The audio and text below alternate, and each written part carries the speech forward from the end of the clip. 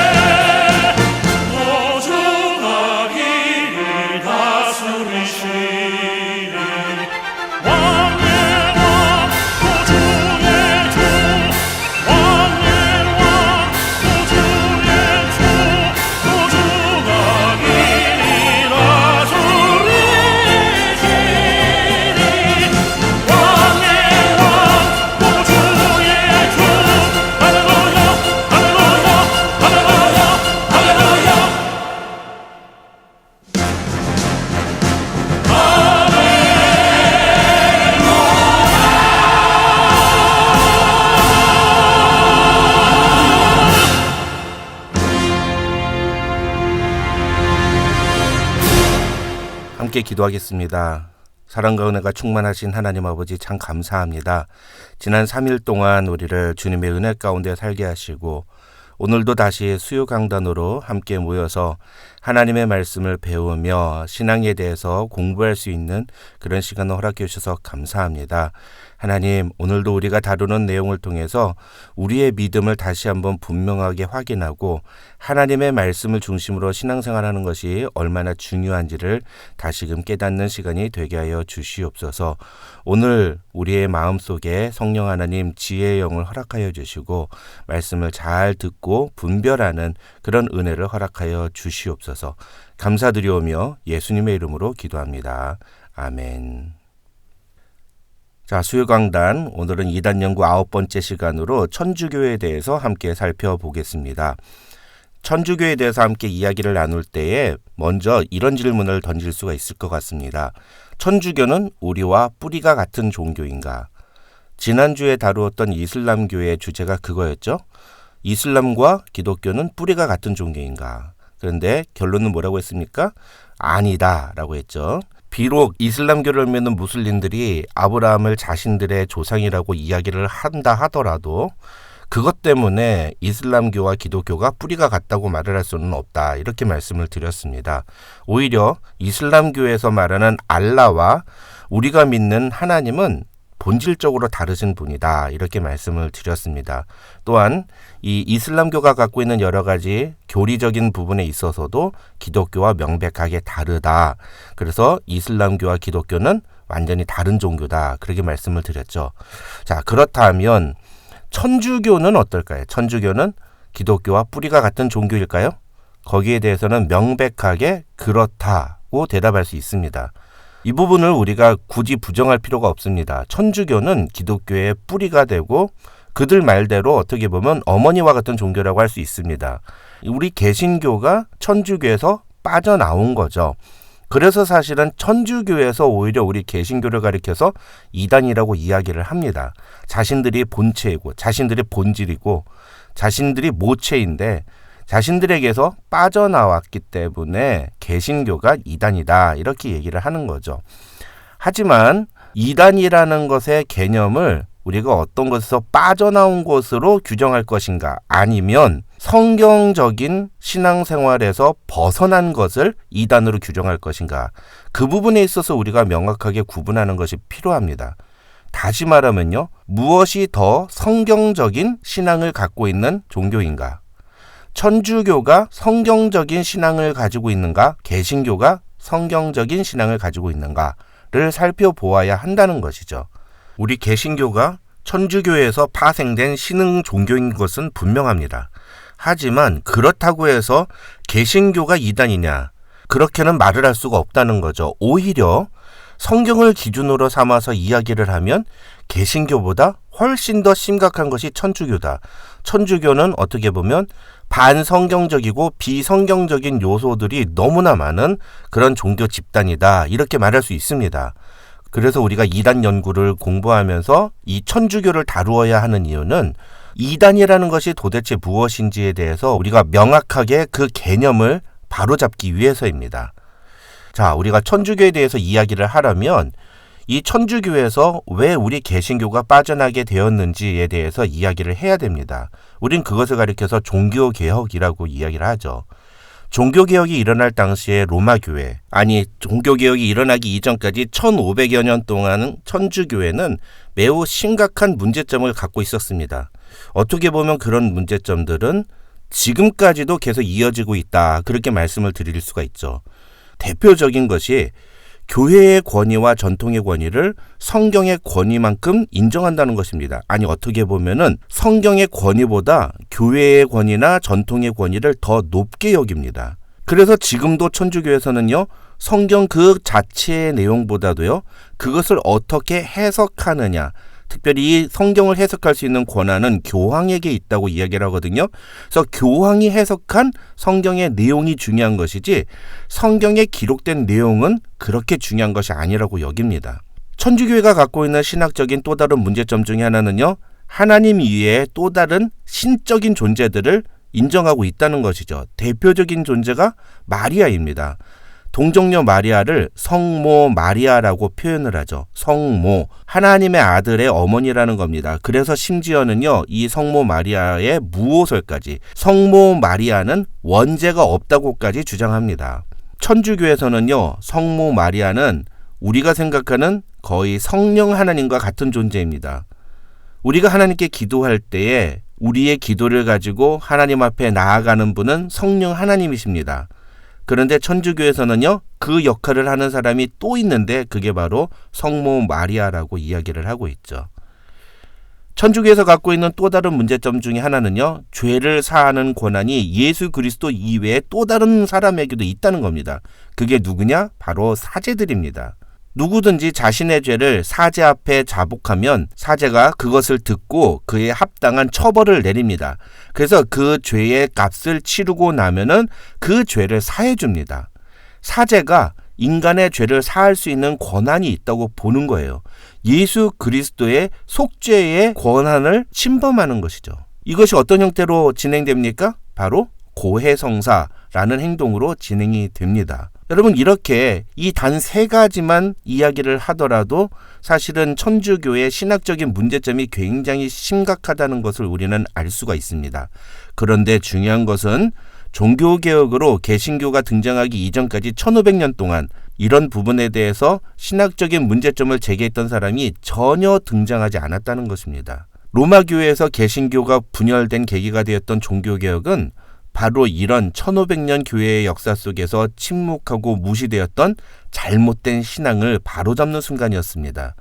그래서 독일의 종교개혁자이자 역사가인 마티아스 일리시우스는 종교개혁을 가리켜서 의식과 위선을 중시하는 거짓 교회에 대한 성경 중심의 참된 교회의 투쟁이라고 표현했습니다. 여기서 우리가 주목해야 되는 것은요, 성경 중심의 참된 교회의 투쟁이라는 표현입니다.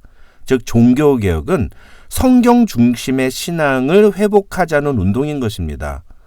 개신교 측에서 볼 때 종교개혁은요, 인간의 이성이나 전통이 아닌 성경의 권위를 중시하고 성경의 영감과 무호성을 인정하는 그런 믿음을 붙잡는 것입니다. 천주교에서 행하는 모든 비성경적이고 반성경적인 행동들은 모두 다 무엇에서 비롯된 것이냐? 성경을 제대로 알지 못하고 나아가 성경에 있지 않은 내용들을 자기 마음대로 첨가하면서 나타나는 것이다. 이렇게 볼 수 있다는 거죠. 그런데 우리가 이제까지 살펴봤던 이단들에서 그런 모습들이 동일하게 나타났습니다. 그래서 사실 천주교를 이단으로 볼 것인가에 대해서 논란이 있습니다. 어떤 사람들은 그래도 천주교가 예수 그리스도를 통하여 구원을 얻는다는 그 믿음을 고백하는데 어떻게 그걸 이단으로 말을 할 수 있느냐라고 주장하기도 합니다. 하지만 결론부터 말하면요, 천주교는 우리와 같은 뿌리를 가진 신앙 집단이지만 비록 그 시작과 뿌리는 같다 하더라도 천주교회는 종교개혁 이전까지, 아니 지난 2000년 동안 천주교가 보여주었던 여러 가지 신학적인 문제들로 인해서 이단성이 매우 높은 집단이라고 말을 할 수가 있는 것입니다. 이단이란 우리로 하여금 구원에서 멀어지게 만드는 존재들입니다. 이단이란 우리로 하여금 바른 신앙을 하지 못하게 만드는 존재들입니다. 천주교를 무조건 이단이라고 매도하는 것은 옳지 못한 일이 될 수는 있습니다만, 그럼에도 불구하고 천주교에서 신앙생활을 하는 것은 우리를 바른 신앙에서 멀어지게 만들 가능성이 매우 높다는 점에서 우리는 천주교회가 이단과 별반 다르지 않은 집단이라고 말을 할 수가 있다는 것이죠. 그렇다면 이제 천주교회의 신학적인 문제점이 무엇인지를 하나하나 짚어가도록 하겠습니다. 천주교는 여러 가지 문제점들이 많습니다. 정말 그걸 일일이 다 우리가 공부를 하려면 한 2-3시간 정도는 공부를 해야 되는데 오늘은 핵심적인 부분들만 다루도록 하겠습니다. 그래서 신론, 계시론, 그 다음에 교회론과 구원론, 이 3가지 차원에서 왜 천주교를 이단성이 있다고 얘기하는지, 아니 천주교가 이단이라고까지 이야기를 하는지에 대해서 우리가 확인해 보도록 하겠습니다. 먼저 이 신론과 관련해서 천주교의 가장 큰 문제점 중에 하나는 마리아나 그 외의 기타 성인들을 숭배한다는 것입니다. 개신교는 성부, 성자, 성령 삼위일체 하나님만을 믿음의 대상으로 여기는 데 반해서 천주교는 삼위일체 하나님 외에도 마리아와 그 외의 성인들도 믿음의 대상이라고 주장을 하는 겁니다. 천주교는 마리아를 성모라고 표현하며 예수님께 우리의 기도를 전달하는 중보자라고 주장합니다. 아까 말씀드린 것처럼 마리아는 원죄가 없었다고까지 주장을 하고 있죠. 그러나 개신교에서는 마리아를 성모라고 표현하지 않습니다. 그래서 우리가 성모 마리아라는 단어를 쓰면 안 돼요. 그건 천주교회적인 표현인 것입니다. 개신교에서는 마리아를 동정녀 마리아라고 표현합니다. 그것은 맞는 말이에요. 처녀의 몸으로 하나님의 아들이신 예수 그리스도를 낳으셨기 때문에 그는 동정녀 마리아가 맞습니다. 그러나 하나님의 아들을 낳았다고 해서 마리아가 특별한 존재로 변화되는 것은 아닙니다. 그래서 우리는 마리아를 성모 마리아라고 말을 하면 안 되는 거죠. 더군다나 마리아는 우리의 기도를 예수님께 전달하는 중보자도 될 수가 없습니다. 마리아는 성자 하나님이 육신의 몸으로 이 땅에 오시는 통로로서의 역할을 감당한 한 여인일 뿐이에요. 그 이상도 그 이하도 아닌 것입니다. 마리아는 우리와 똑같은 인간이지 그가 어떤 특별한 역할을 감당하는 존재가 아니라는 것. 그런데 천주교는 그런 마리아를 그리고 그 외에 여러 성인들을 세워놓고 그 성인들에게 특별한 능력이 있다고 믿는 그런 잘못된 신앙의 모습들을 이제까지 주장해왔습니다. 신론과 관련해서 천주교의 두 번째 문제점은 교황무호설입니다. 천주교에서 이런 인간에 대한 숭배가 가장 극에 달하는 것은 교황에 대한 숭배라고 말을 할 수가 있겠습니다. 천주교에서는요, 교황을 베드로의 뒤를 잇는 교회의 진정한 권위자이고 그리스도의 대리자라고 주장합니다. 그래서요, 마리아와 마찬가지로 교황도 무호하다고 봅니다. 그리고 그 교황이야말로 예수 그리스도를 대신하여 우리 인간의 모든 죄를 사할 권한을 갖고 있다고 얘기합니다. 그러나 개신교는요, 이러한 인간에 대한 숭배나 어떠한 형태로든지의 인간을 예수 그리스도의 지위와 동등한 것으로 인정하는 것을 거부하죠. 인간은 누구나 하나님 앞에서 똑같은 죄인이며 모든 인간은 동등합니다. 교회에서 목사도 마찬가지예요. 목사도 교회 안의 직분이 다를 뿐이지 하나님이 보시기에 일반 성도와 전혀 차이가 없는 존재들인 겁니다. 여러분, 목사만 하나님의 종입니까? 아닙니다. 일반 성도들도 하나님의 종이에요. 여러분, 이 생각을 반드시 가지셔야 됩니다. 목사는 풀타임으로 교회를 위해서 일하는 사람일 뿐이에요. 목사도 하나님의 종이고 여러분들도 하나님의 종입니다. 여러분, 그걸 반드시 기억하셔야 돼요. 그런데 오늘날 개신교회를 보면 일부 대형교회 목사님들을 마치 이 교황처럼 여기고 교황처럼 대접하는 경우들이 있습니다. 목사님은 이너센트하시다, 막 이렇게 생각하는 분들도 있단 말이죠. 여러분, 이거 굉장히 심각한 문제입니다. 반성경적인 태도예요.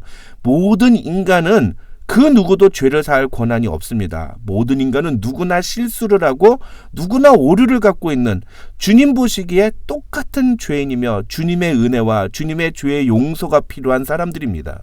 목사도 강단에서 매 주일마다 하나님의 말씀을 전하지만 그 하나님의 말씀 앞에 무릎 꿇고 자복하고 회개하고 그 말씀대로 살아야 할 책임이 있는, 의무가 있는 존재들입니다. 교황도 마찬가지죠. 교황이 천주교회의 대표자라고는 표현할 수가 있습니다. 개신교에서도요, 목사는 교회의 대표자라고 이야기를 합니다. 교회의 대표는 목사고요, 교인들의 대표는 장로입니다. 그래서 우리가 교황도 천주교회의 대표자라고 말을 할 수는 있습니다. 그러나 교황을 그리스도의 대리자라고 말을 하는 것은, 이것은 교황을 신적인 존재로 격상시켜버리는 것입니다. 아니, 정확하게 설명을 드리면 교황만 그리스도의 대리자가 아니라 우리 모두 다 그리스도의 대리자들입니다. 이 세상에서 우리는 예수 그리스도의 대리자처럼 살아가야 됩니다. 이 세상에 예수 그리스도를 보여주는 존재들이 되어야 됩니다. 우리는 그것을 예수 그리스도의 제자라고 표현합니다. 그러니까 교황만 그런 존재가 아닌 거죠. 교황을 특별한 존재로 대우하고 인정하고 숭상하는 것, 이거 천주교회가 갖고 있는 대표적인 신학적인 문제점 중에 하나입니다.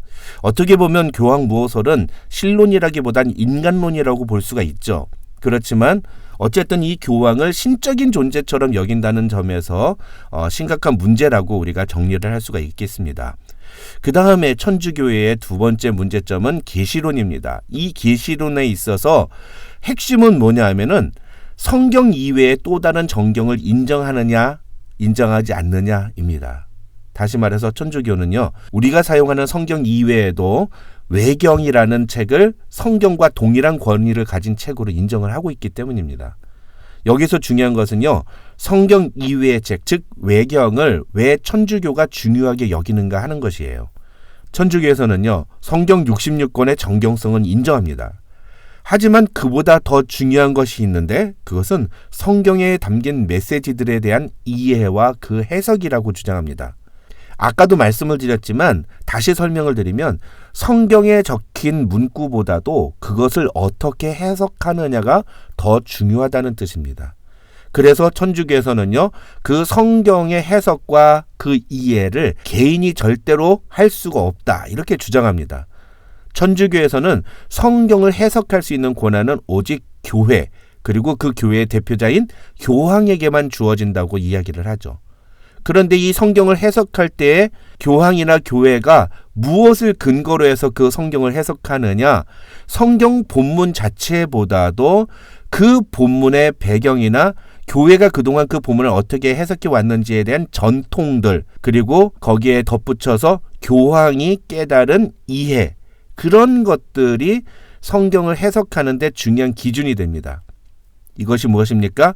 인간의 이성과 경험과 지식이, 그리고 천주교가 갖고 있는 전통이 성경 해석의 근거가 된다는 거죠. 물론 이것은 우리 개신교에 속해 있는 신학자들도 동일하게 사용하는 방법들입니다. 하지만 인간의 이성이나 지식이나 경험이나 또 교회의 전통은 절대로 성경 그 자체의 권위를 넘어설 수가 없습니다. 천주교는 성경 그 자체보다도 인간의 이성과 지식과 경험과 특별히 교회의 전통이 더 높은 권위, 그래서 성경 본문 말씀보다도 그것을 어떻게 해석하느냐를 더 중요하게 여긴다는 거죠.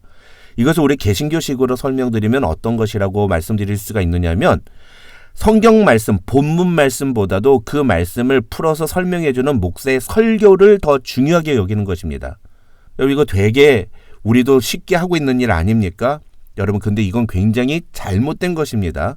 그래서 목사도요, 설교를 할 때 성경 본문에 입각해서 설교를 해야 됩니다. 본문에서 말하지 않는 내용을 말하면 안 되는 거예요. 그건 굉장히 위험하고 잘못된 설교입니다. 개신교에서도요, 설교는 절대로 본문을 드러내는 것이어야 돼요. 그리고 본문을 제대로 이해시키는 과정이어야 합니다. 하나님의 말씀인 성경이 직접 성도들을 깨우치시고 변화시키십니다. 성경에 그 놀라운 능력이 있고 권위가 있다는 사실을 우리는 믿습니다. 그 믿음을 가지고 신앙생활을 하는 것입니다. 그런데 천주교는 그렇지가 않은 거죠. 천주교는 교황이 그 본문을 해석한 그 메시지를 더 중요하게 보는 겁니다. 개신교는 이러한 천주교의 주장이 매우 잘못됐다고 보는 겁니다. 종교개혁 당시에 개신교회와 천주교회가 가장 크게 달랐던 것은요, 바로 이런 성경에 대한 입장이었습니다. 천주교는 성경을 라틴어로만 읽게 했습니다. 여러분, 근데 그때 당시에 라틴어를 읽을 수 있는 사람이 과연 몇 명이나 됐겠습니까?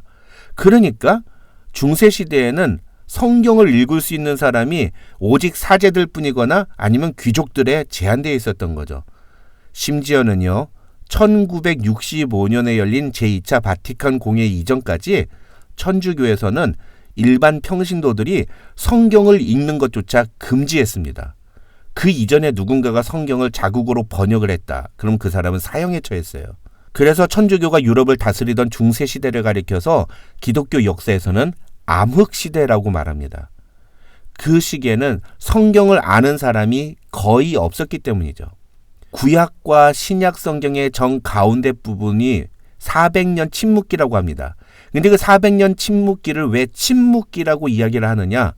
그 기간 동안에는 하나님께서 그 어떠한 선지자를 통해서도 말씀을 주시지 않았기 때문이에요.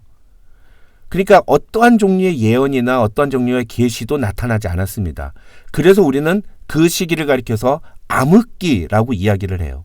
사실 기독교 역사는요, 처음 그 시작이 성경을 함께 나누고 읽는, 우리 사도들이 쓴 편지들을 서로 돌아가면서 읽고 나누고 구약 성경을 읽고 그것을 읽을 때 성령께서 주시는 깨달음들을 함께 나누는 과정을 통해서 신앙생활을 해왔습니다. 그게 초대교회의 예배의 방식이었어요. 거기에 있어서 어떠한 사람도 제외되지 않았습니다. 그 내용이 고린도전서에 나오거든요. 그런데 그렇게 지하에서 핍박받으며 신앙생활했던 초대교회가 이제 기독교가 공인되고 밖으로 나타나고, 그리고 결국은 서방교회가 프랑크 제국과 함께 협력하면서 유럽의 역사를 지배하는 그런 시대가 되면서 교회가 이상해지는 겁니다. 천주교회가 성경을 읽지 못하게 만드는 그런 시대가 되어버린 거죠. 그래서 약 한 1000년 동안 기독교는요, 성경을 알지 못하는 종교였습니다. 성경에 담긴 내용은 오직 누구만 알았느냐? 사제들만 알았던 거예요. 종교개혁을 일으킨 마틴 루터는요, 다행히도 사제였습니다. 그래서 성경을 읽을 수 있었던 거죠. 그런데 그가 성경을 읽다 보니까 천주교회의 모습과 성경에서 말하고 있는 내용이 너무 다른 겁니다. 이러한 다른 모습들을 하나씩 조목조목 반박을 한 것, 그래서 그 반박문을 비텐베르그 대학 정문에 걸어놓은 것, 그게 바로 비텐베르그의 95개조 반박문입니다. 그리고 그 반박문으로부터 시작된 것이 바로 종교개혁인 것이죠. 그런데 진짜 종교개혁의 모습은 무엇이냐면 당시의 독일에 인쇄술이 개발이 되면서 책을 다량으로 찍어낼 수 있는 기술이 생깁니다. 그리고 마틴 루터는요, 라틴어로 된 성경을 독일어로 번역하기 시작합니다. 그렇게 해서 마틴 루터가 번역한 독일어 성경이 여러 권의 책으로 복사되면서 그 독일어로 된 성경을 많은 사람들이 읽게 되고, 그러면서 천주교에서 그동안 주장해왔던 비성경적이고 반성경적인 여러 가지 모습들의 실체가 많은 사람들에게 드러나게 된 것입니다.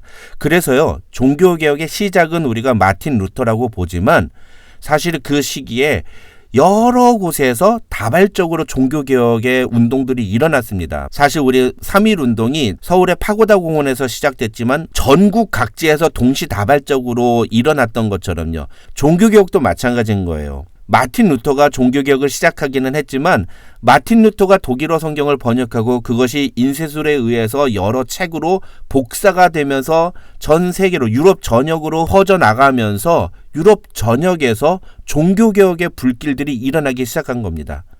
진짜를 보니까 가짜가 구별이 되기 시작한 거예요. 성경을 읽으니까 천주교회가 그동안 잘못했던 것들이 밝히 드러나게 된 것이죠. 그래서 종교개혁은요, 바로 이 계신 하나님의 말씀을 바로 이해하고 그 말씀에 대한 바른 신앙의 자세를 갖는 것이라고 우리가 볼 수가 있습니다.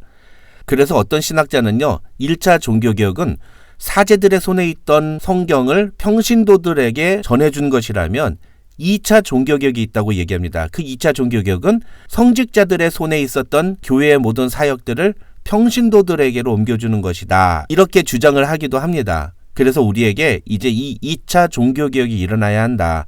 목회자 중심적인 교회를 평신도 중심적인 교회로 바꾸어야 한다. 이런 운동들이 일어나고 있는 현실입니다. 어찌됐건 결국 종교개혁의 핵심은 무엇이다? 성경에 있다. 성경을 어떻게 볼 것이냐, 성경을 어떻게 대할 것이냐에 대한 문제가 바로 종교개혁의 본질이다, 이렇게 볼 수가 있고요. 그런 의미에서 천주교는 성경에 대해서 굉장히 잘못된 태도와 신학적인 주장들을 갖고 있었던, 그리고 그것을 지금도 고치지 않고 있기 때문에 굉장히 심각한 문제점을 갖고 있다고 이야기할 수 있다는 것입니다. 세 번째 천주교의 신학적인 문제점은 교회론과 구원론이라고 말할 수 있습니다. 천주교회는요, 교회란 하나이며 참된 교회는 로마 교회 하나뿐이라고 이야기를 합니다. 무슨 말씀이냐면요, 천주교회에서 진짜 교회는 그냥 로마 교회 하나인 거예요. 우리가 바티칸이라고 이야기하는 그 로마 교회 하나뿐인 겁니다. 그러면 지금 이 베이커스필드에도 있는 성당은 뭐고, 뭐 여기저기 보이는 성당은 뭐냐, 그런 것들은 전부 다 지역 교구 교회인 겁니다. 쉽게 말하면 로마 교회라는 본점의 브랜치와 같은 지역 교회, 분점이라는 거죠. 그런 의미에서 이 그 지역 성당은요, 독자적인 권한을 갖지 않습니다. 이 지역 교회들은 모두 다 로마에 있는 바티칸 교회의 지도를 받고 중앙 집권적인 통제에 의해서 모든 것이 운영됩니다.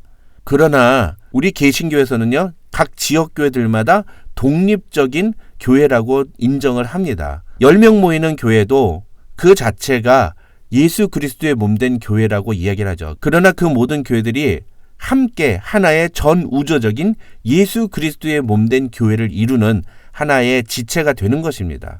그런 점에서 천주교의 교회론은 우리 개신교의 교회론과 다르다, 이렇게 말할 수가 있습니다.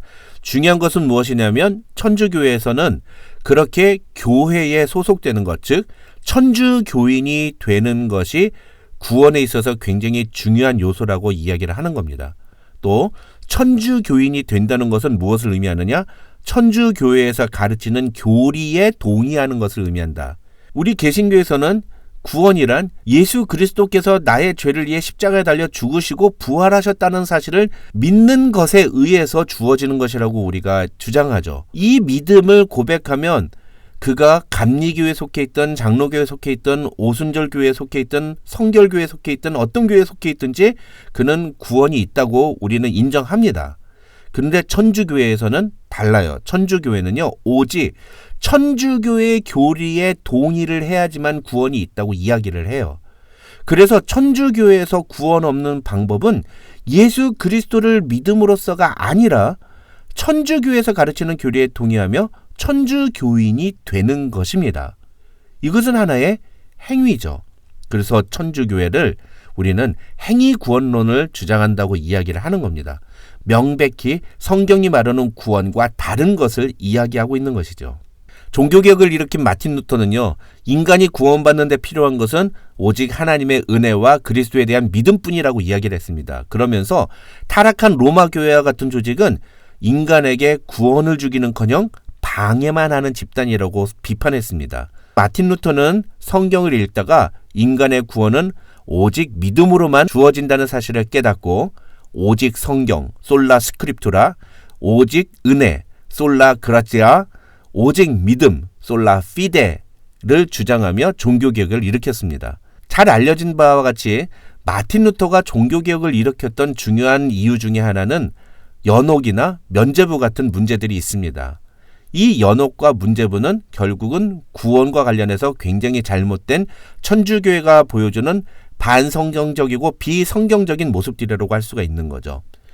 우선 연옥은 무엇이냐? 연옥은 죽은 자가 재림 전까지 가는 장소인데요. 세상에서 지은 죄 중에서 아직 용서받지 못한 죄가 있을 경우에 연옥에 가서 일정 기간 동안 고통을 당함으로써 죄의 대가를 치르게 되면 천국으로 옮겨질 수 있다는 것이 연옥 교리의 핵심입니다. 이것은 지금도 천주교에서 행해지고 있는 죽은 자를 위한 기도와 밀접한 연관이 있는데요. 살아있는 사람이 죽어서 연옥에 있는 사람을 위해서 기도를 열심히 하면 그 영혼은 위로를 받아서 보다 빨리 천국으로 갈 수 있다, 이렇게 주장합니다. 하지만 개신교에서는 이 연옥교리가 성경에 나와 있지 않은 내용이라고 비판을 하죠. 그에 대해 천주교에서는 이 연옥교리는 사도들이 전한 계시라고 주장을 합니다. 그런데 문제는 근거가 없다는 거예요. 어떠한 근거도 남아있지 않습니다. 연옥교리와 함께 반성경적인 천주교의 대표적인 교리 중에 하나가 면죄부 교리죠. 이 면죄부는 사실 16세기에 바티칸 성 베드로 성당을 보수하는 데 들어간 재정을 충당하기 위해서 교황 레오 10세가 강력하게 주장하면서 문제가 드러났습니다. 하지만 그 전에부터 이미 천주교 안에서는 면죄부를 주장하고 면죄부를 팔았다는 기록이 나올 만큼 이 면죄부 교리는 천주교에서 오래된 굉장히 뿌리박은 문제라고 할 수가 있습니다. 면죄부는요, 쉽게 말하면 죄를 사해주는 증서입니다. 이 증서를 구입하면 어떠한 죄든지 용서를 받을 수 있고 구원을 얻게 된다고 천주교에서는 주장을 합니다. 문제는요, 이 면죄부의 가격이 당시 기준으로 이야기하면 평민이 거주하는 작은 집에 6개월치 월세에 해당되는 돈이었다는 거예요. 이 돈이면 송아지 3마리를 구입할 수 있었다고 합니다. 그런데 천주교에서는요, 이런 비싼 면죄부를 세분화해서 한 가족이 몇 개씩 구입을 하도록 만들었다는 거예요. 마틴 루터가 가만히 보니까 이런 행동들이 성경에 나와 있지도 않은 굉장히 잘못된 주장일 뿐만 아니라 이 면죄부 때문에 일반 성도들이 너무너무 고통을 당하고 있는 거예요. 생활이 너무너무 피폐해지는 겁니다. 그래서 그가 비텐베르그 대학 정문에 95개의 반박문을 써서 이것은 비성경적이고 불법적이라는 사실을 지적한 거죠. 루터는 면죄부 판매는 구원을 금전적인 거래를 통해 주어지는 것으로 변질시켜버리는 굉장히 문제가 심각한 행위라고 이야기를 했습니다. 구원은 진정한 회개를 통해서 예수 그리스도를 믿음으로 우리에게 주어지는 것이라, 그것이 성경이 말하고 있는 것이다. 오직 의인은 믿음으로 말미암아 살리라는 그 말씀대로 우리는 구원을 받는다라는 것이 마틴 루터의 주장이었던 겁니다. 천주교가 이렇게 면죄부 판매와 같은 이런 반성경적인 행동들을 할 수 있었던 것은 천주교회가 갖고 있는 구원론 때문입니다. 천주교는 믿음과 행위 두 가지 모두가 다 있어야 구원을 얻을 수 있다고 주장하기 때문이죠. 예수님을 믿는 것만으로는 부족하고 그 예수님을 믿는 사람이 이 땅에서 선한 삶을 살아야지만 그 구원이 완성된다. 완전히 자기에게 주어진다. 이렇게 천주교는 가르칩니다. 그러니까 선행을 하지 않으면 구원을 받지 못한다는 거죠. 예수를 믿는 것만으로는 구원을 받기에 충분하지 않다. 그것이 로마 카톨릭, 즉 천주교회가 주장하는 구원론입니다. 철저히 비성경적인 구원론이라고 말을 할 수가 있는 거죠. 여러분, 이렇게 신론과 계시론 그리고 교회론과 구원론에 있어서 천주교는 심각한 문제점을 갖고 있습니다. 이뿐만 아니라 천주교는요, 귀신에게 절하는 제사를 허용하죠. 이것을 종교의 토착화라는 개념으로 허용하고 있습니다. 뿐만 아니라 굉장히 미신적이고 토착신앙적인 행동들도 천주교에서는 보여주고 있죠. 대표적인 것이 남미의 캐톨릭입니다. 남미의 캐톨릭은 굉장히 주술적인 그런 요소들이 강합니다. 그러나 이런 것들 모두 다 반성경적인, 비성경적인 신앙의 모습인 거죠. 여러분, 그래서 이제 우리가 결론적으로요, 천주교는 분명히 기독교와 뿌리가 같은 종교입니다. 정확하게 말하면 천주교는 기독교의 뿌리라고 할 수도 있습니다. 우리는 같은 하나님을 믿고 같은 신앙 고백을 하고 같은 성경을 사용합니다. 그런데 모든 면에 있어서 조금씩 다르죠. 우리는 삼위일체 하나님만을 믿는데 천주교는 성모 마리아도 믿고 교황 모호솔도 믿습니다. 우리는 성경만이 참된 신앙의 진리이자 표준이라고 믿는데 천주교회는 성경을 해석한 교황의 교지와 지침을 표준으로 삼습니다.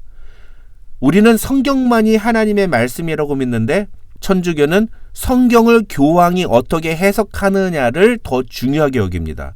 그리고 성경 이외에도 우리의 신앙의 기준이 되고 도움이 되는 계시들이 있다고 주장을 하죠. 그게 외경이죠.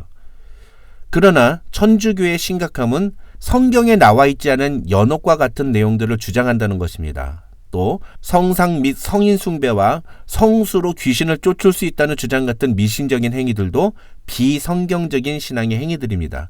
이러한 비성경적인 신앙의 행위들은 우리를 잘못된 길로 인도하는 매우 심각한 문제들이라고 할 수가 있습니다. 더더욱 천주교의 심각한 문제는 구원에 대한 그들의 잘못된 주장입니다. 천주교회에만 구원이 있다. 그리고 믿음 이외에도 선행을 실천해야 구원을 얻을 수 있다는 그들의 주장은 명백히 성경의 가르침과 다르고요. 뿐만 아니라 면죄부 판매와 같은 행위들은 예수 그리스도의 십자가 구속을 돈으로 사고 파는 그런 사탄적인 행위라고 볼 수가 있습니다. 이런 행위들은 천주교를 이단이라고 규정해도 전혀 문제가 되지 않는 거죠. 만약에 천주교가 이런 것들이 성경에 나와 있지 않다는 것들을 깨닫고 돌이킨다면 우리는 얼마든지 천주교를 우리의 형제라고 받아들일 수가 있을 것입니다. 그런데 문제는 천주교가 지금까지도 이런 부분들이 잘못되었다고 인정하지 않기 때문에 성경적인 신앙에서 벗어난 것을 깨닫지 못하고 오히려 점점 더 많은 사람들을 잘못된 신앙의 길로 인도하고 있기 때문에 우리는 그들을 이단성이 있다라고 얘기를 하는 거죠. 결론적으로 말씀을 드려서 천주교는 이단적인 요소들이 너무나 많은 변질된 기독교다, 이렇게 말할 수 있습니다. 여러분 생각해 보십시오. 만약에 우리 가장 가까운 사람이 어떤 정치적으로 편향된 이야기만을 주장하는 교회를 출석하고 있다고 생각해 보십시오. 얼마나 그 사람이 위험해 보이겠습니까? 그런 교회는 건강한 교회가 아니니까 나오라고 이야기하지 않겠습니까? 그런데 천주교는 그런 교회들보다도 수십, 수백 배는 위험한 교회입니다. 그래서 우리는 천주교를 멀리하는 것이 정답인 것입니다. 천주교는 이단이라고 말해도 전혀 문제될 것이 없는 매우 심각한 변질된 기독교 집단이라고 말할 수가 있습니다. 여러분, 이제 우리가 이단에 대한 내용들을 모두 다 마치도록 하겠습니다. 이제 다음 주부터는요, 우리 오경복 목사님께서 켈빈주의의 5대 강령이라고 하는 내용을 5주 동안 연속으로 가르쳐 주실 것입니다. 이 켈빈주의 5대 강령은 우리가 믿고 있는 신앙이 무엇인가를 분명하게 설명하는 5가지 교리의 문장으로 설명하는 그런 내용입니다. 이 켈빈주의 5대 강령을 우리가 정확하게 이해하고만 있으면 그럼 우리는 어떠한 상황 속에서도 신앙이 흔들리지 않을 수 있습니다. 그래서 계속되는 켈빈주의 5대 강령을 여러분 잘 들으시고 여러분의 머릿속에 잘 집어넣으셔서 여러분이 굳건한 신앙 위에 하나님의 말씀 위에서는 말씀대로 신앙생활하는 그런 건강한 그리스도인이 되시기를 정말 주님의 이름으로 축원합니다. 함께 기도하겠습니다.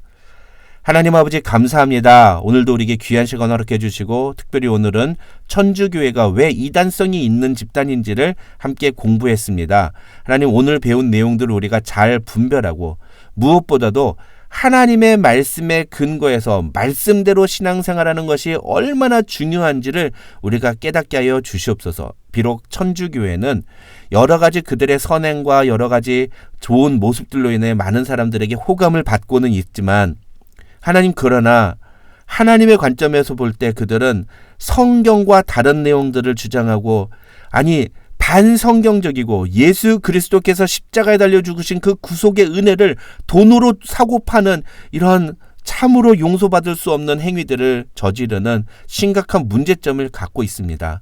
하나님 바라옵기는 그들이 속히 이 잘못된 문제를 깨닫고 성경에 입각한 신앙생활을 하는 그런 바른 신앙인으로 돌아오도록 인도하여 주시옵소서. 뿐만 아니라 우리 역시도 매일매일 하나님의 말씀을 붙잡고 그 말씀대로 신앙생활하며 그 말씀대로 순종하며 살아가는 하나님의 자녀들, 예수 그리스도의 제자들이 되게 하여 주시옵소서. 하나님 참으로 감사합니다. 말씀을 더욱더 배울수록 우리 안에 기쁨이 넘쳐나게 하시고 그 말씀이 우리를 변화시키는 것들을 경험하게 도와 주시옵소서. 감사드리오며 예수님의 이름으로 기도드립니다. 아멘.